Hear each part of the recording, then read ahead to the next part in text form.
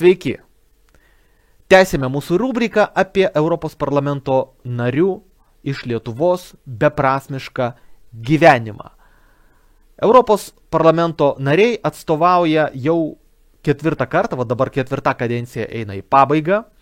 Ir klausimas yra, ar jų gyvenimas Briuselėje, ar jų išlaikymas, nes kiekvienas iš jų kainuoja 50 000, maždaug 50 000 eurų per mėnesį. Tai va, ar tas išlaikymas ir jų gyvenimas turi kažkokią prasmę? Šiandien pakalbėkime apie Antaną Guogą. Tiesą sakant, kalbant apie Antaną Guogą, aš visiškai rimtai galvoju, kad jis yra vienintelis protingas žmogus tarp jų visų. Tai yra vienintelis žmogus, kuris supranta, ką jis daro, dar daugiau.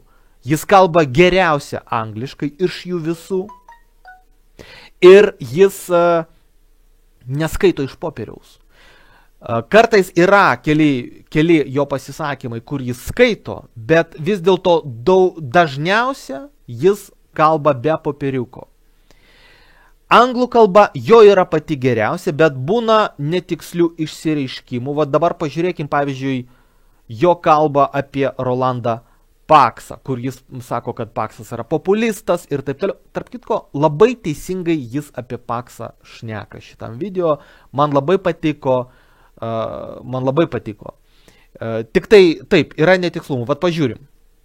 He's being very populistic and he was a president that was deleted. He was expelled. Vat matot, jis pavyzdžiui sako, he's being populistic. Tiksliai reikėtų sakyti populist. Tai nėra ypatingai didelė klaida. Po to, pavyzdžiui, jis neranda tinkamo žodžio. Jis nori pasakyti, kad Paksas buvo removed from office. Arba kad jis buvo impeached. Arba kad jis, reiškia, Paksas buvo pašalintas. Arba buvo apkaltos būdu pašalintas. Tai jis neranda žodžio. Jis iš pradžių sako deleted, kas yra visiškai netinkamas žodis, ir po to expelled, kas arčiau, bet vis dėlto tai ne tas žodis. Tai, žmonės, kurie laisvai šneka angliškai, supras, ir jis pats supranta, kad biški nepataikė su žodžiais. Bet vis dėlto niekada joks kitas Europos parlamento narys nebandė taip šnekėti be popieriuko, nepasiruošęs ir iššokęs nuo vietos kaip Antanas Guoga. Tai dėl to verta jį pagirti.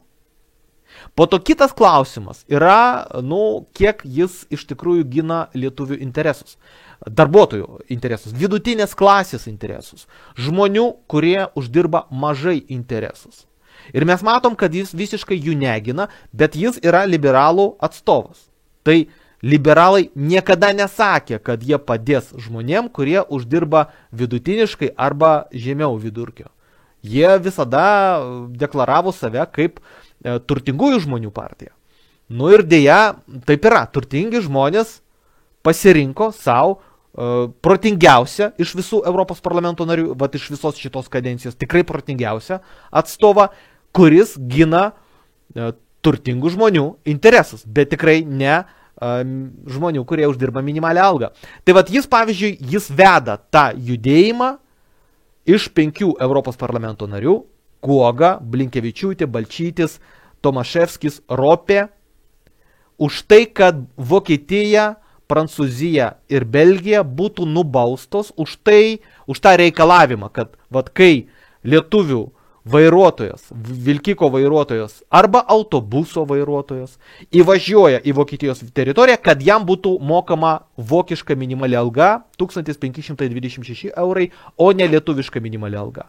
Dar daugiau, tai yra tas judėjimas, kuris priešinasi Europos socialiniai chartijai. Tai yra logiška, nes jie nori, kad Vokietijos teritorijoje Europos Sąjunga priverstų Vokietiją leisti taikyti Lietuvos įstatymus, kurie prieštarauja Europos socialiniai chartijai. Nes Europos socialinė chartija nustato, kad minimali alga į rankas yra 60% vidutinės algos į rankas. Šiuo metu ant popieriaus tai yra 625 eurai.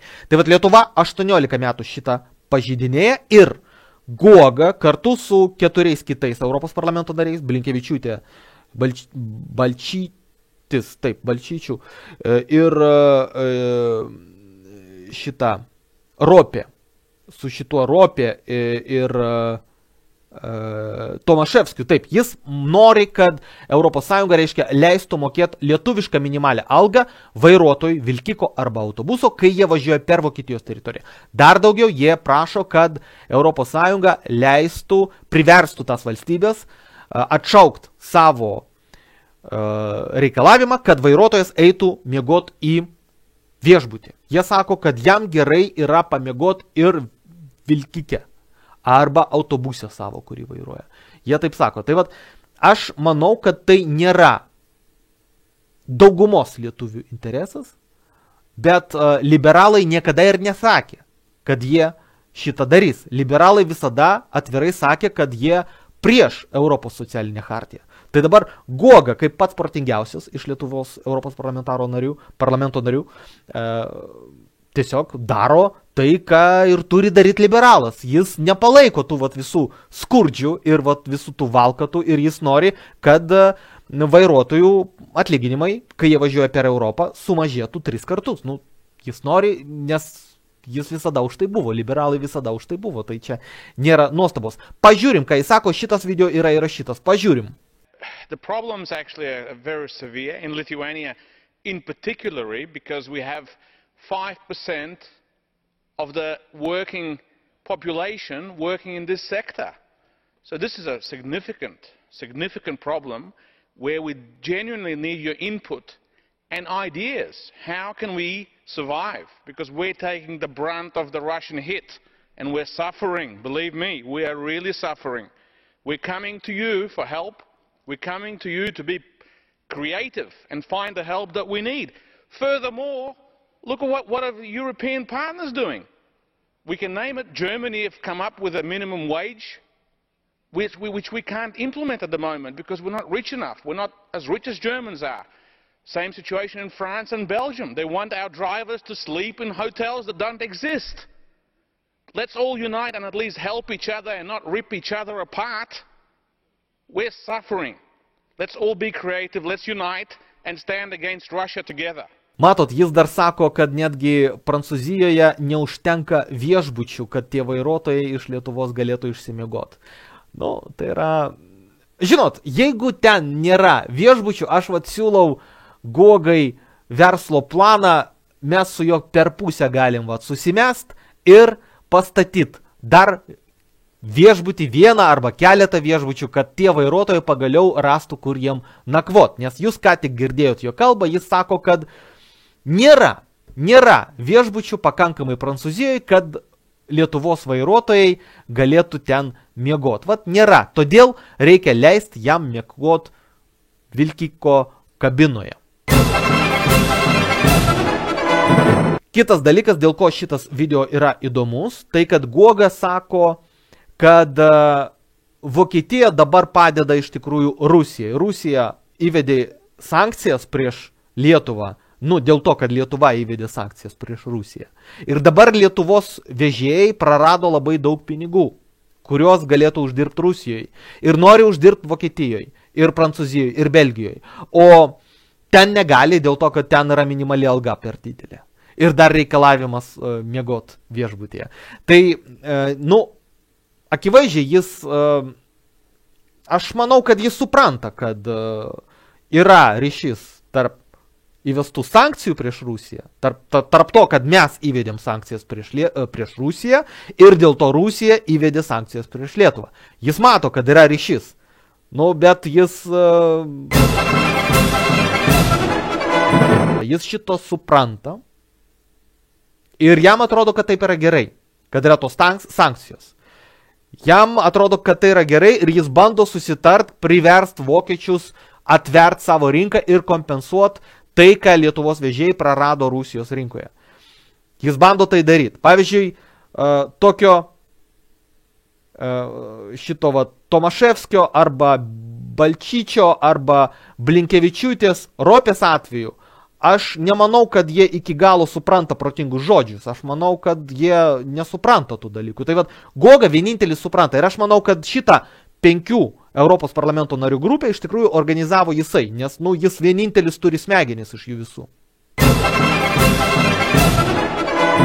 Dabar pažiūrim kitą jo video, kur jis sako, kad, Rusija įvedė prieš mus sankcijas, mes prieš Rusiją, o Rusija prieš mus, ir dėl to žemės ūkio produkcija Lietuvoje prarado labai daug pinigų ir jis prašo, kad ES kompensuotų šitos nuostolius. You know, and a lot of you, I'm surprised today, have said, we need an alternative policy with Russia. Only if we were diplomatic with them, they might stop. They might have forgotten to hit that plane in the sky that just fell down. No one's even talked about that plane. There was a lot of Dutch people on there. Russia will not stop.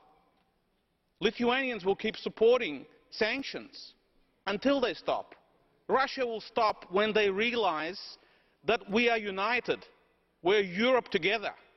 And we will not tolerate losing a few million here and there. We will not tolerate them doing this to us because we are united. We are real Europe.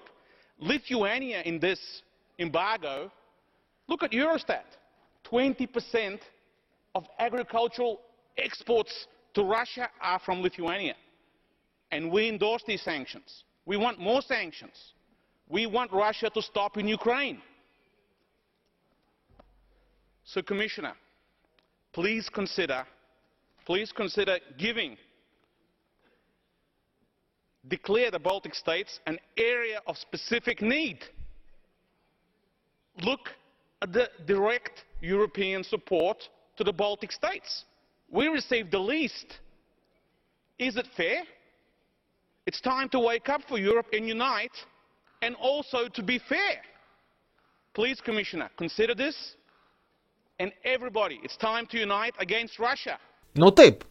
Lietuva įvedė sankcijas prieš Rusiją, kartu su kitom ES valstybėmis ir ES. O Rusija atgal prieš mus. Tai dėl to yra nuostoliai. Aš sakyčiau, kad čia galbūt reikėtų, ieškoti kažkokių sprendimų. Jeigu ES nekompensuoja šitų nuostolių žemės ūkiui,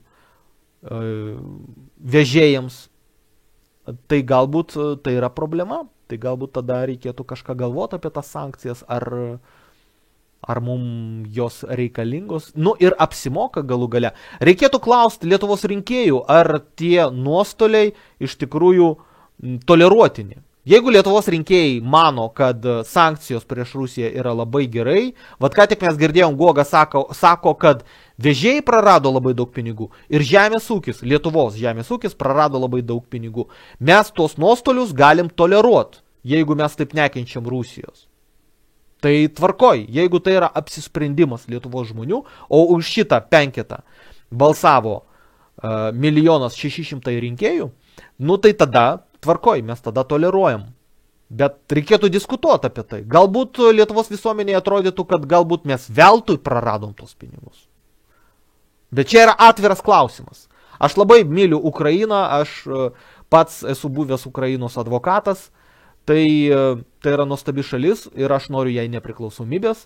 Dabar ar už jos ir laisvės ir gerovės, dabar ar dėl to mes turime aukoti savo vežėjus ir savo žemės ūkį, tai yra atviras klausimas.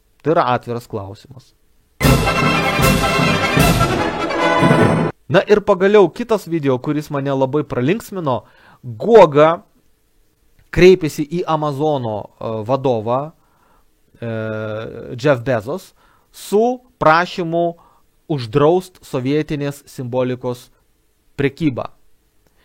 Ta prasme, pabaigt tą prekybą sovietiniais simboliais. Ir jis nori uždraust prekybą sovietiniais simboliais Amerikoje, Kanadoje, Prancūzijoje, Jungtinėje karalystėje, Italijoje, ten kur Bezos turi savo skyrius. Tai yra įdomi detalė. Nes jis taip sako, nes Lietuvoje sovietiniai simboliai yra uždrausti, o vakarų Europoje ir Amerikoje nėra uždrausti. Tai yra linksmas pasisakymas iš tikrųjų. I, together with other MEPs from 13 countries, wrote a public letter to Amazon's CEO Jeff Bezos asking to withdraw the selling of Soviet symbols. Kaip mes matom, jis kažką bandė padaryti su tais sovietiniais simboliais ir jam nepavyko nes nei Europos parlamentas, nei Europos komisija į tai faktiškai niekaip rimtai nesureagavo. Amazon.com irgi nutarė nedraust sovietinių simbolių. Aš dabar, suprantat, tie sovietiniai simboliai, net Rusijoje, jie dabar Rusijos jaunimas iš tikrųjų naudoja tuos simbolius ne kaip kažkoks prisirišimas prie sovietmečio, o labiau dėl to, kad tai yra juokinga. Man, kai aš gyvenau Andoroje, viena mergina iš Rusijos padovanojo ten vieną, daiktą su sovietiniu simbolium. Tai aš jai papasakojau, kad Lietuvoje yra draudžiama, bet jos reakcija, ji man tiesiog pasakė, kad tai yra juokinga, dėl to ji tai dovanoja, tai yra juokinga dovanot Rusijos viduje. Tai aš per daug dėl to ir nesureikšminu šitų dalykų, bet matom, kad Goga bandė kovoti ir matom, kad vakarų Europoje ir JAV jo nesuprato.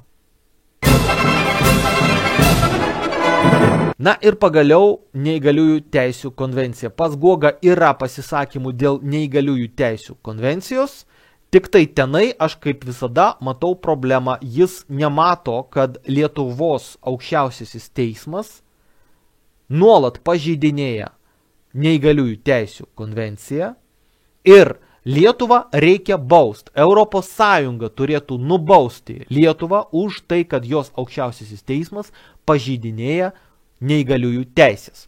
Tai Goga, jeigu jam rūpėtų neįgaliųjų teisės, jeigu jam rūpėtų rinkėjų, Lietuvos gyventojų teisės, jis turėtų pasiskųst Europos komisijai dėl to, kad Lietuva nuolat pažeidinėja neįgaliųjų teisių konvenciją ir dėl to, kad Lietuvos aukščiausiasis teismas atsisako vykdyti bylą, jungtinių tautų teisminius institucijų sprendimus, kai neįgalėjai, Lietuvos neįgalėjai laimi bylas prieš Lietuvą. Lietuva atsisako vykdyti. Ir tai yra didelė problema. Už tai reikia bausti Lietuvą. Tai Goga be abejo šitą supranta, nes tai yra vienintelis žmogus, kurį aš laikau tarp jų protingų, bet jis specialiai nenori, kad tai būtų vykdoma. Kad, Lietuva pradėtų tai vykdyti, nes tai reiškia, kad reikia tuos neįgaliuosius išlaikyti, reikia jiem padėti. Ir kaip liberalas jis nepalaiko tos idėjos, kad reikia padėti neįgalėsiams. Tai yra labiau centro kairės vis dėlto idėja, kad reikia padėti neįgalėsiams. Arba, mano atveju, tai yra žmogaus teisių gynėjų. Nes žmogaus teisių gynėjas, aš esu žmogaus teisių advokatas, pas mane yra įstatymas, yra tokia teisė ir aš ginu tokią teisę dėl to, kad ji yra. Tai nėra mano politinės pažiūros, tai yra mano politinės pažiūros. Yra tai, kad jeigu yra įstatymas tarptautinis, jis turi būti vykdomas. Aš net nesakau, kad reikia sukurti kažkokį naują įstatymą. Visi mano faktiškai pasisakymai yra apie įstatymus, kurie jau yra. Ir minimali alga, ir pensijos, ir neįgaliųjų teisės. Visos tos teisės jos jau yra įrašytos į tarptautinės sutartys, tik tai problema, kad Lietuva nevykdo. O Goga be abejo, jis niekada ir nesakė, kad padėtų ginti žmogaus teisės Lietuvoje. Tai čia nėra jokios apgaulės. Tik tai reikia, kad rinkėjai šitą suprastų ir pagaliau pradėtų daryti protingus pasirinkimus. Numatyt, ką Europos parlamento narys darys, kai jūs jį išrinksite.